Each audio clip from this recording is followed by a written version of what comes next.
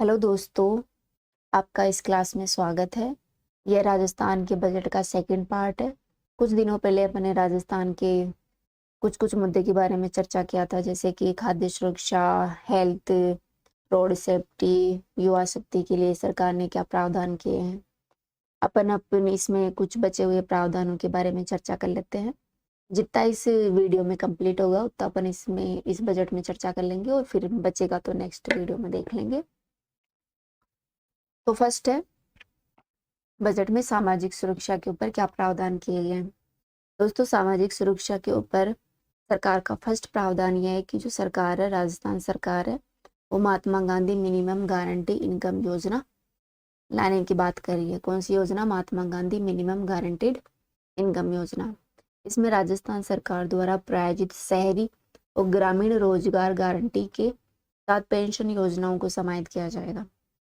इसके अंतर्गत क्या होगा कि जो नरेगा है, मनरेगा है तथा इंदिरा गांधी शहरी रोजगार गारंटी योजना है, उसमें 100 दिन का रोजगार दिया जाता था। पहले कितने दिन का? 100 दिन का, जिसे बढ़ाकर सरकार के द्वारा 125 दिन किए जाने का प्रावधान किया गया है। प्रति वर्ष 125 दिन बढ़ा दिया गया, 100 दिन से 125 दिन।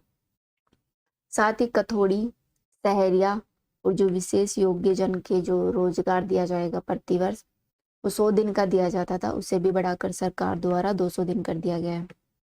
ठीक है। सामाजिक सुरक्षा पेंशनरों को न्यूनतम 1000 रुपये प्रति माह पेंशन दी जाएगी। पहले यह पेंशन 750 रुपये और 750 रुपये तथा 500 रुपये दी जाती थी, जिसको बढ़ाकर 1000 रुपये प्रति माह किया गया है। ठीक है।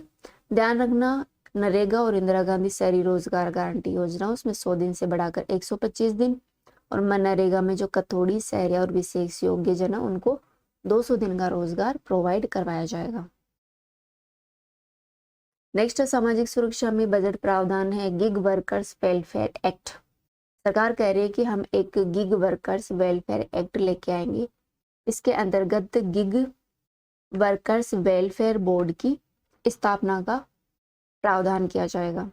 इसमें 200 करोड़ रुपए का गिग वर्कर्स वेलफेयर एवं डेवलपमेंट फंड का गठन किया जाएगा। कितने रुपए का होगा यह फंड? 200 करोड़ रुपए का gig workers welfare development fund. मुख्यमंत्री चिरंजीवी श्रमिक संबल योजना भी इस बजट में प्रस्तावित की गई है।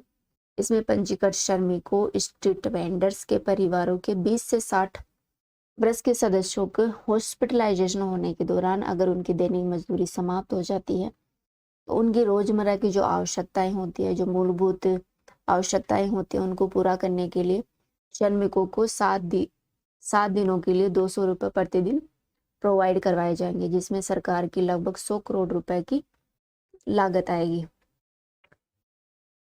इंदिरा रसोई योजना को शहरी क्षेत्रों से ग्रामीण क्षेत्रों में विस्तार किया जाने का बजट में प्रावधान किया गया। जिनकी संख्या 1000 थी, उसे बढ़ाकर 2000 करने की बात की गई है, जिसमें सरकार को 700 करोड़ रुपए का वार्षिक खर्च होगा। इंदिरा रसोई योजना का संकल्प है कोई भूखा न सोए।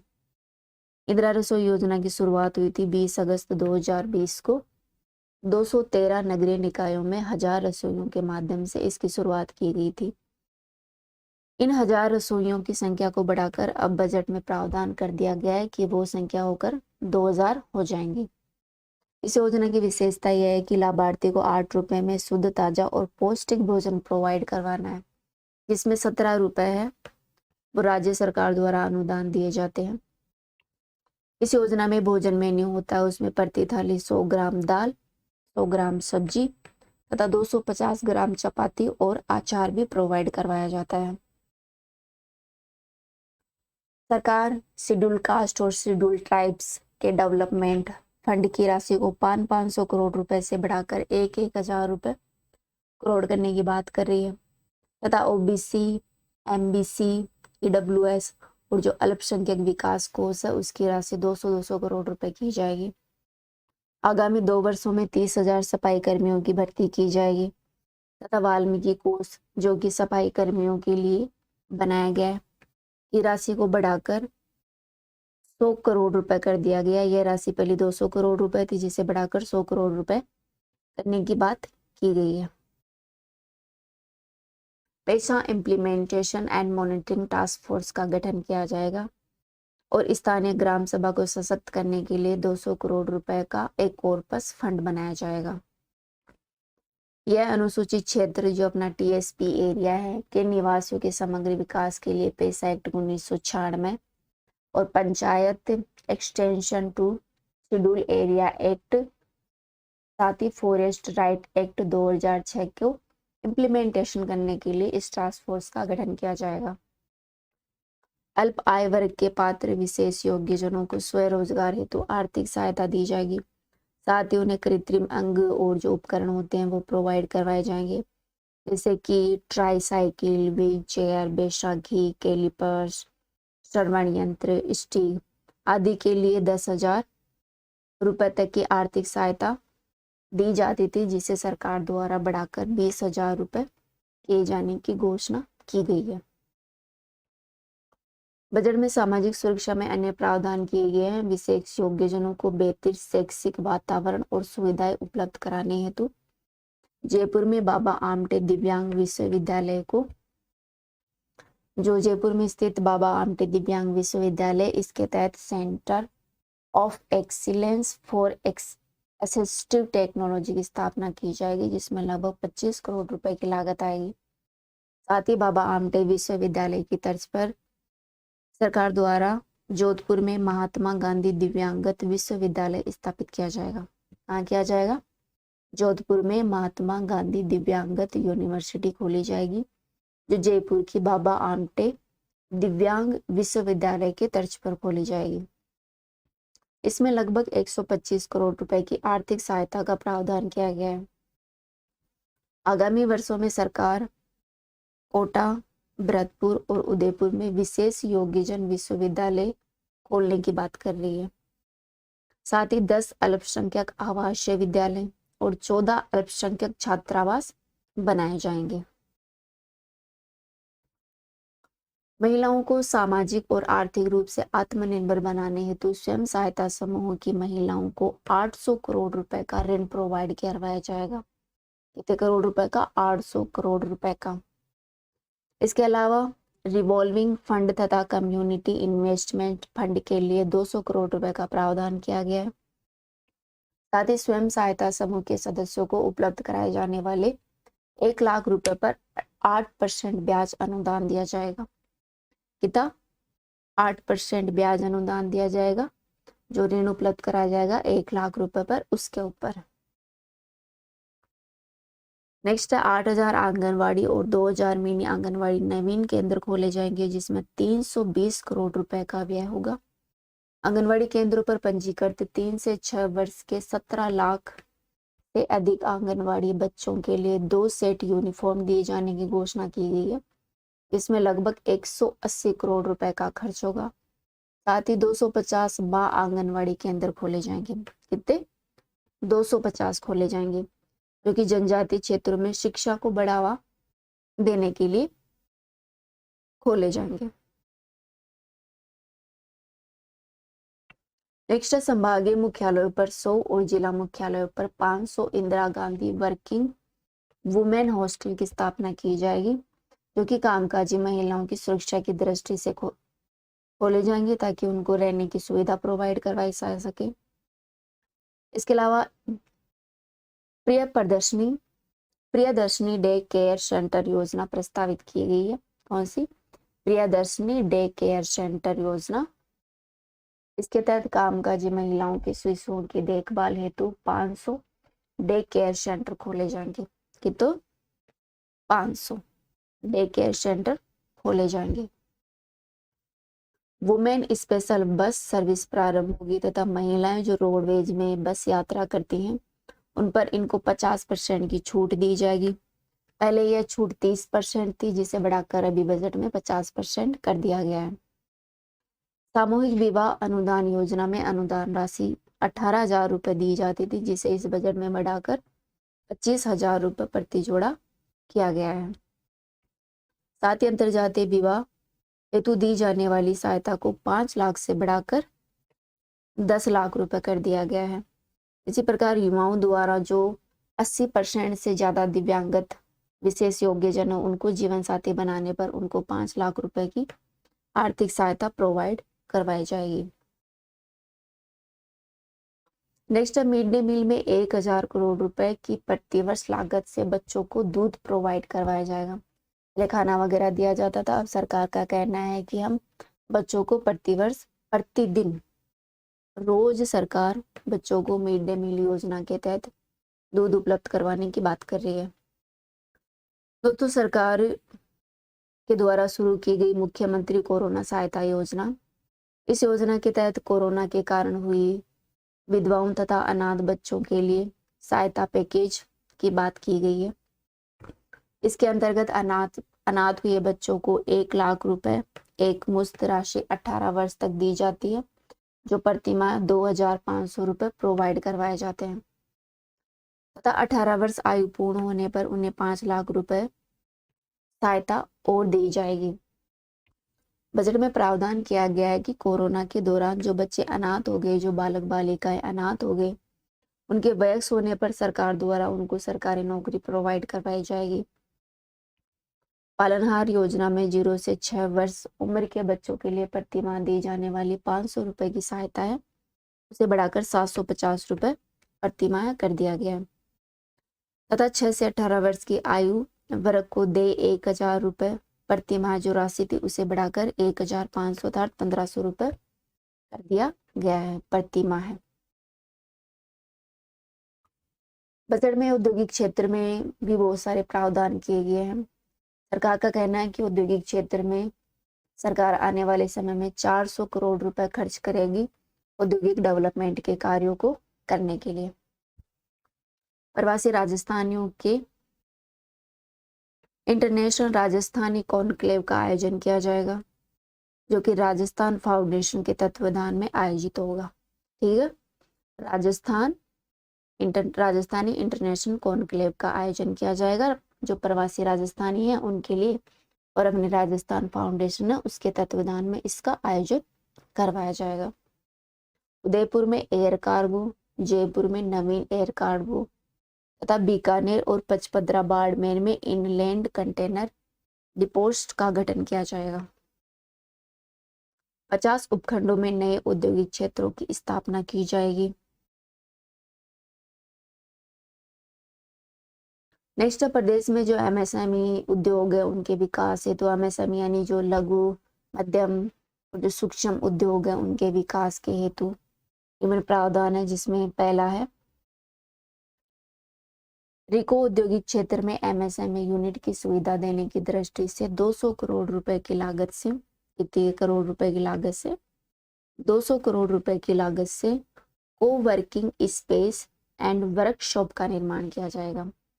इसका कोवर्किंग स्पेस एंड वर्कशॉप का निर्माण किया जाएगा 200 करोड़ की लागत से रिको एमएसएमई यूनिट सुविधा देने के लिए।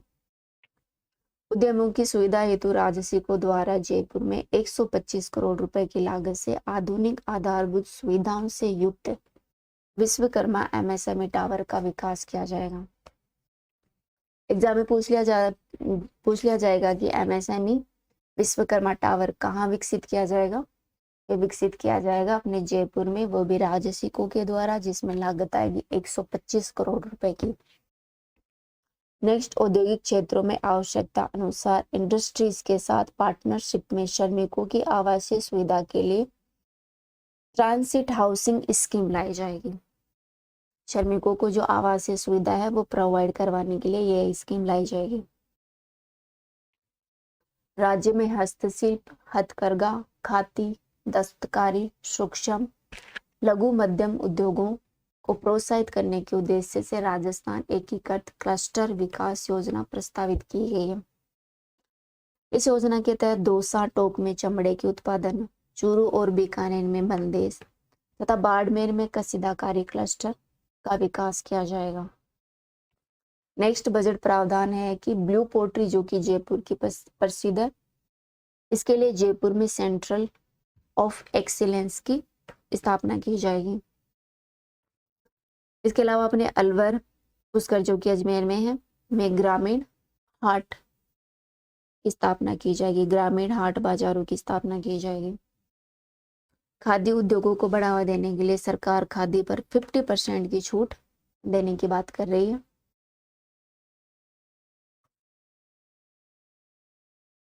बजट में सड़क और नागरिक सुविधाओं हेतु विभिन्न प्रावधान किए गए हैं, यानी कि इंफ्रास्ट्रक्चर डेवलपमेंट के लिए सरकार ने क्या प्रावधान किए हैं।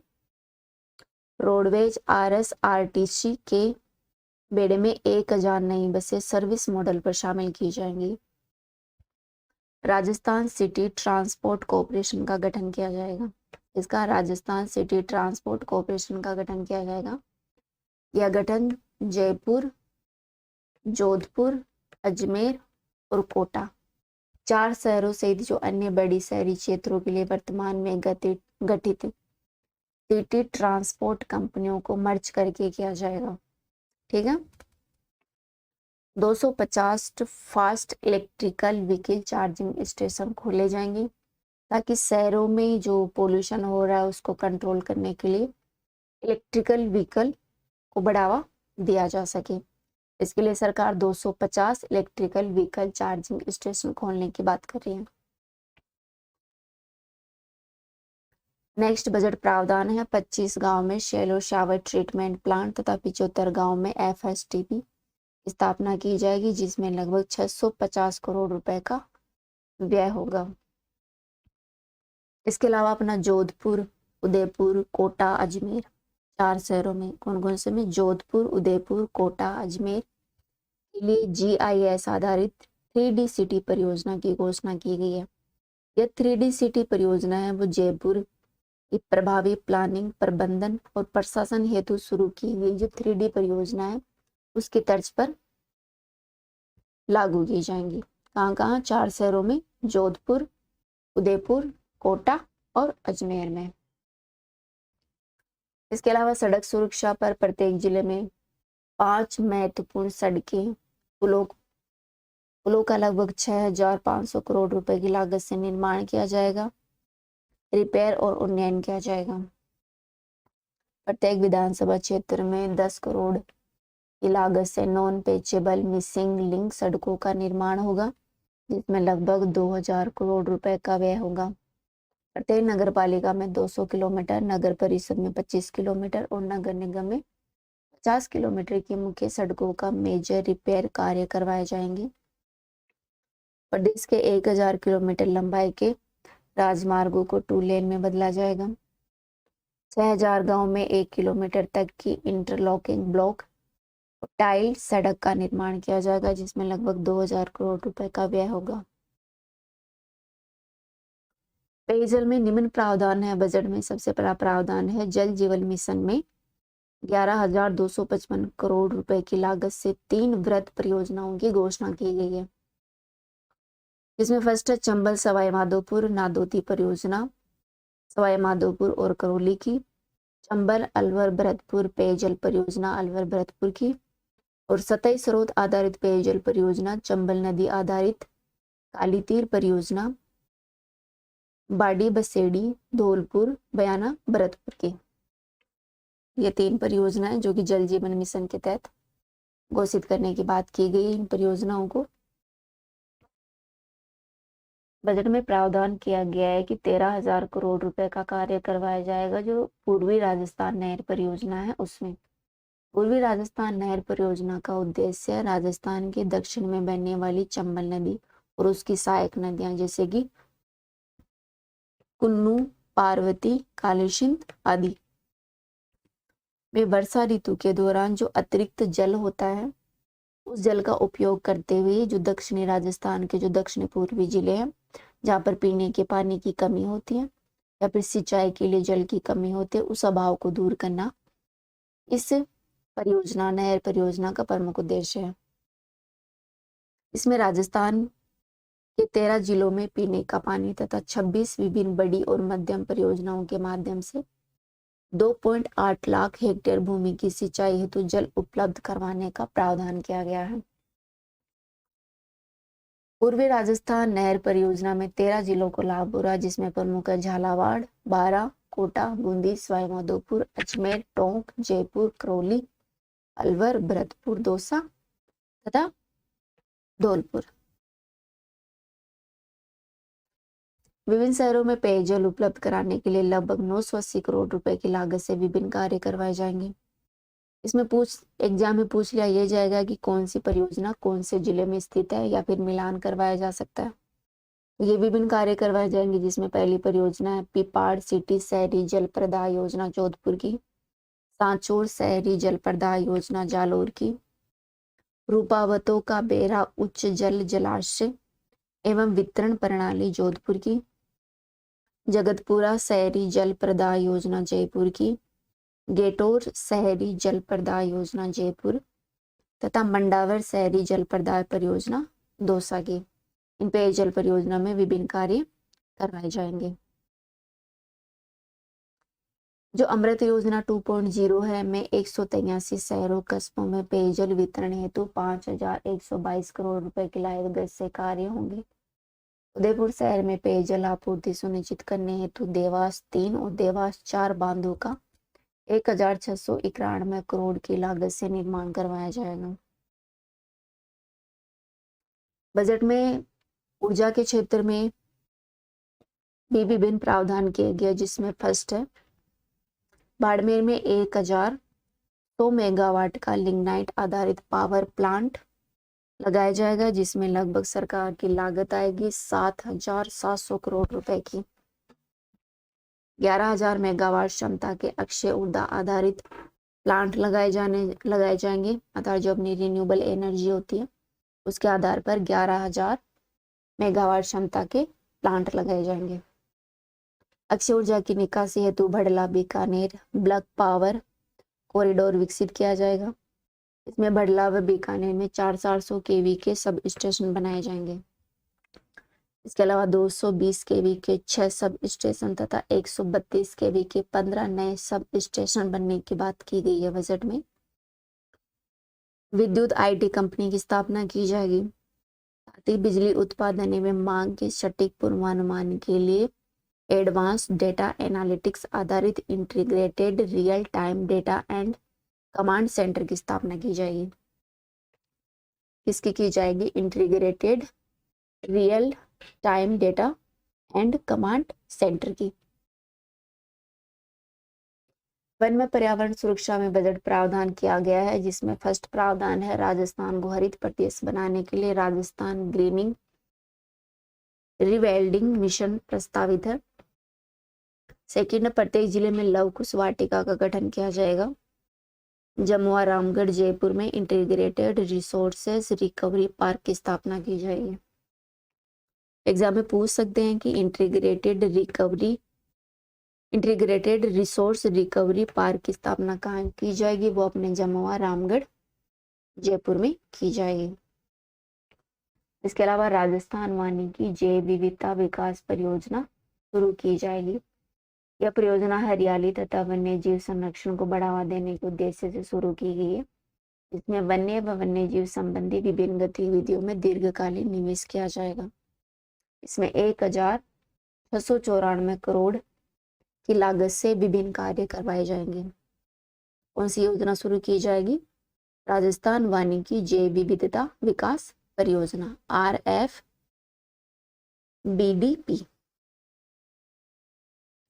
विभिन्न क्षेत्रों में अन्य कार्य करवाए जाएंगे। इसमें ध्यान रखने वाली बात यह है एग्जाम के पॉइंट ऑफ व्यू से, ये क्षेत्र कहाँ है? फर्स्ट अपना टाइगर रिजर्व है, जिसमें फर्स्ट टाइगर रिजर्व है रणथंभौर जो कि सवाई माधोपुर में है। रामगढ़ विस्तारी टाइगर रिजर्व बूंदी में है। Mukundra hills tiger reserve Kota और धौलपुर में फैला हुआ है तथा सरिस्का टाइगर रिजर्व है वो कि अलवर में है। लेपर्ड कंजर्वेशन खेतड़ी बादशाल तथा मनसा माता और शाकंभरी लेपर्ड कंजर्वेशन झुंझुनू के। जयसंबंध केवाड़ की नाल लेपर्ड कंजर्वेशन उदयपुर में। शाहबाद बारा में और बीर पापड़ लेपर्ड कंजर्वेशन क्षेत्र है वो जयपुर में। बालीशर कुंभलगढ़ रावली टाटगढ़ यह है राजसमंद में तथा पालीघाट सवाई माधोपुर है वो घड़ियाल के लिए प्रसिद्ध है। खिंचन है जो कि जोधपुर में स्थित है, यहाँ पर कुर्जा पक्षी पाई जाती है। और राष्ट्रीय उद्यान जो कि जैसलमेर का है वो घोड़ावल संरक्षण के लिए महत्वपूर्ण क्षेत्र है। यहाँ पर सरकार द्वारा विभिन्न कार्य करवाए जाएंगे। पर्यावरण सुरक्षा की दृष्टि से। नेक्स्ट बजट प्रावधान, नेक्स्ट बजट बात करता है पर्यटन, कला और संस्कृति के बारे में। इसमें पर्यटन विकास कोष की राशि को 1000 करोड़ से बढ़ाकर 1500 रुपए करोड़ करने की बात कही गई है। अर्थात जो अपना पर्यटन विकास कोष है, इसकी राशि कितनी थी? 1000 करोड़ रुपए। इसे बढ़ाकर सरकार 1500 करोड़ रुपए कर रही है। कॉन्फ्रेंस, डेस्टिनेशन, वेडिंग्स तथा अन्य आयोजन के लिए जयपुर, उदयपुर, जोधपुर और अजमेर शहर अग्रणी पसंद किए जाते हैं। इसी दृष्टि को ध्यान में रखकर शहरों में इंटरनेशनल स्तर के कन्वेंशंस व एग्जीबिशन के लिए MICE meetings, initiative, conference and exhibition centre स्थापित किए जाएंगे। माउंट आबू, सिरोही, जोधपुर, उदयपुर सहित 5 स्थलों पर इंटरनेशनल स्तर के गोल्फ कोर्स विकसित किए जाएंगे तथा खासा कोटी जयपुर को स्टार होटल कम गेस्ट हाउस के रूप में विकसित किया जाएगा। इसे खासा कोटी जयपुर को स्टार होटल कम गेस्ट हाउस के रूप में विकसित करने की बात की गई है। राजस्थान लिटरेचर फेस्टिवल का आयोजन किया जाएगा। यह आयोजन साहित्यकारों और लेखकों को बढ़ावा देने हेतु किया जाएगा। इस फेस्टिवल में साहित्यकारों को प्रोत्साहित करने के लिए कन्हैयालाल सेठिया, कोमल कोठारी, सीताराम लालस और विजय दान देता साहित्य पुरस्कार शुरू किए जाएंगे। कितने पुरस्कार किए जाएंगे? 4 हैं। कन्हैयालाल सेठिया, कोमल कोठारी, सीताराम लालस और विजय दान देता साहित्य पुरस्कार। जयपुर में अंतर्राष्ट्रीय स्तर का जयपुर कला समागम का आयोजन किया जाएगा। यह आयोजन राष्ट्रीय और अंतर्राष्ट्रीय स्तर के फोटोग्राफरों, कलाकारों, शिल्पियों, रंगकर्मियों और कलाकर्मियों के लिए आयोजित किया जाएगा। 100 करोड़ रुपए की राशि का एक लोक कल्याण कोष के गठन का भी प्रावधान किया गया बजट में। साथ ही मुख्यमंत्री लोक कलाकार प्रोत्साहन योजना भी लागू करने की बात की गई है। सरकार बजट में प्रावधान करती है कि विभिन्न क्षेत्रों में विभिन्न पनोरमा बनाए जाएंगे। इसमें फर्स्ट पनोरमा बनाया जाएगा चावड़ उदयपुर में महाराणा प्रताप का, ठीक है। सेतरावा शेरगढ़ जोधपुर में देव राज जी का, देसूरी पाली में बीकाजी सोलंकी का और भरत शाहपुरा भीलवाड़ा में राम स्नेह संप्रदाय के संतों का। संत ईश्वरदास का पनोरमा बनाया जाएगा जालीपा बाड़मेर में और बूंदा जी मीणा है, उनका पनोरमा बनेगा बूंदी में। जयपुर में स्वतंत्रता सेनानियों का, मचाड़ी अलवर में राजू हेमू का पनोरमा बनाया जाएगा तथा डिग भरतपुर में संग्रहालय का निर्माण करवाया जाएगा। थैंक्स, आज इतना ही अपन बजट चर्चा कर पाए।